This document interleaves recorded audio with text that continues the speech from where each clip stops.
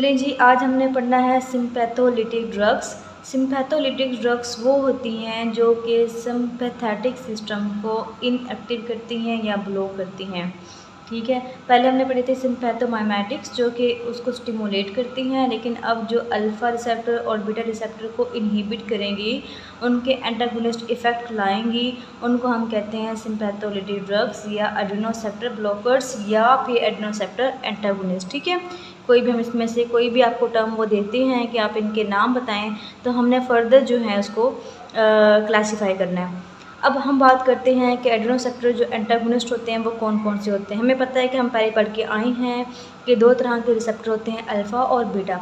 तो अल्फ़ा के ब्लॉकर्स और बीटा के ब्लॉकर्स, अल्फ़ा रिसेप्टर के ब्लॉकर्स और बीटा रिसेप्टर के ब्लॉकर्स।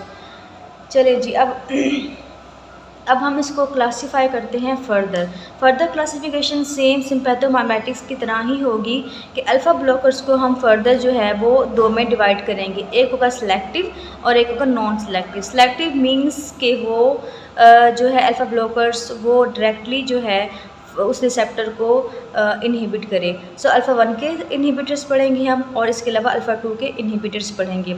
इसके अलावा नॉन सेलेक्टिव की इस बार जो है फर्दर दो क्लासिफिकेशन है। ये इस बेस पे क्लासिफिकेशन है कि जो ड्रग है अगर वो इरिवर्सिबली एक्ट करे तो वो कौन सी ड्रग है, ठीक है, और कौन कहाँ पे एक्ट करेगी, अल्फ़ा 1 और अल्फ़ा 2 दोनों को ही इनहिबिट करेगी, और रिवर्सिबली जो है वो एक्ट करेगी ड्रग, वो कौन सी होती है।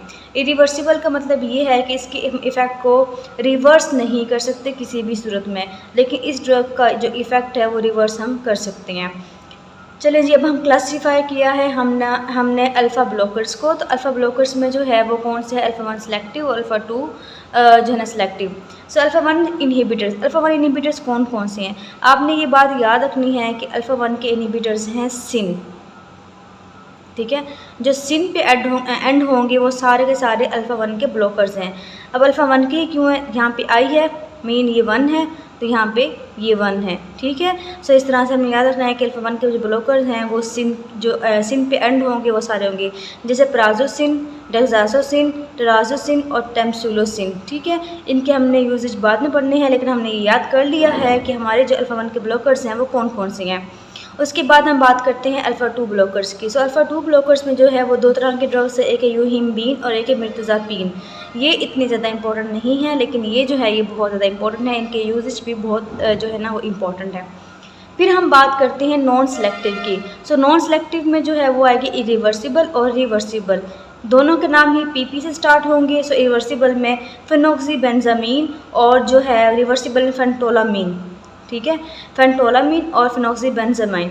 अब जो नाम बहुत लंबा है वो इरिवर्सिबल में आएगा, जैसे इरिवर्सिबल स्पेलिंग ज़्यादा है रिवर्स से, इस तरह से फेनोक्सीबेंजामीन के फेंटोलामीन से स्पेलिंग जो है वो ज़्यादा है। आप इस तरह से इसको याद कर सकते हैं। अगर इनको वैसे ही याद करना है तो आप इसको पी से याद रख सकते हैं कि नॉन। ओके जी, फर्दर हम पढ़ते हैं बीटा ब्लॉकर्स। तो बीटा ब्लॉकर्स में कौन कौन से आएंगे, ये बहुत ही इंपॉर्टेंट ड्रग्स हैं बीटा ब्लॉकर्स की।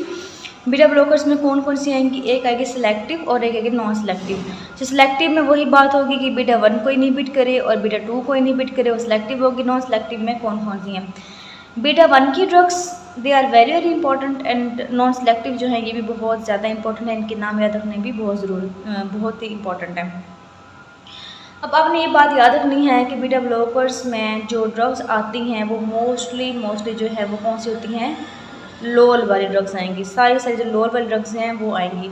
जबकि हमने पढ़ा था कि बीटा के जो एगोनिस्ट थे उसमें कौन से थे, इसमें ओल वाले, जिसके आखिर में OL आता था वो ओल वाले थे, लेकिन बीटा ब्लॉकर्स में लोअर वाले आएंगे। ओके जी, अब हम देखते हैं कि बीटा ब्लॉकर्स में कौन कौन सी जो है वो ड्रग्स आती हैं। इसमें सिलेक्टिव है और नॉन सिलेक्टिव है। सिलेक्टिव में बीटा 1 के ब्लॉकर्स और नॉन सिलेक्टिव, ये दोनों बहुत ही इंपॉर्टेंट हैं, इनके नाम भी याद रखना ज़रूरी है, इनकी यूजेज भी, इनकी हर एक चीज़, इनके साइड इफ़ेक्ट बहुत ज़्यादा इंपॉर्टेंट है और बहुत ज़्यादा सीरियस में जो है यूज़ होने वाली ड्रग्स हैं ये। सो इसमें अल्फ़ा 1 की बात करें अगर बीटा 1 की बात करें, बीटा 1 ब्लॉकर्स में कौन कौन से आते हैं। तो इसमें है एटिनोलोल, ठीक है, ये लोल है, सारे जो लोल वाले हैं वो इनहिबिटर्स होते हैं। So atenolol, esmolol, metoprolol, nebivolol, bisoprolol और बेटाक्सोलोल। ठीक है, बीटाक्सोलोल, ये सारे जो हैं वो आपके बीटा 1 सेलेक्टिव में आते हैं। अगर तो आपको याद होते हैं तो ठीक, अगर आपको याद नहीं होते तो आप कोई भी निमोनिक्स का बना सकते हैं। लेकिन जो है मैं आपको इसका एक निमोनिक बताती हूँ जो कि थोड़ा इजी है। MENA, मीना बी, ठीक है, मीना बी। मीना बी से क्या क्या है, M से मेटोप्रोलोल, E से एस्मोलोल, N से जो है नेबिवोलोल, A से क्या है एटिनोलोल, और B से जो है वो आपके दो होंगे इसमें, बिसोप्रोलोल और बिटोक्सोलोल। सो ये सारे जो हैं वो इसके अंदर आ जाएंगे। कितने तकरीबन ये 6 जो ड्रग्स हैं वो बीटा 1 के इनहिबिटर्स होते हैं। मीना जो है एक लड़की है, मीना के जो हैं वो 2 बेटे हैं, 2 बेटे, ठीक है, 2B जो हैं वो इसमें आएंगे। सो ये जो है बीटा 1 के इनहिबिटर्स हैं। उसके बाद हम बात करते हैं बीटा 2 की। बीटा 2 में कौन से है, बिटोक्सामीन। बिटोक्सामीन जो है वो इतना बहुत ज़्यादा इंपॉर्टेंट नहीं है, मेन जो है हमारी बीटा 1 की हैं और नॉन सेलेक्टिव हैं। अब हम बात करते हैं कि नॉन सेलेक्टिव में कौन कौन से आते हैं। आपके नॉन सेलेक्टिव में आते हैं प्रोप्रेनोलोल और टिमोलोल, और आपका होता है ड्रग जो कि है नेडोलोल, ठीक है, NADOLOL, नेडोलोल। सो इसमें कौन कौन से हैं, P है, T है और N है। आपने अगर याद करना है तो कोई भी याद कर सकते हैं, लेकिन अगर आप करना चाहते हैं तो PTN जो है ना वो आप याद कर सकते हैं इसका एज ए निमोनिक।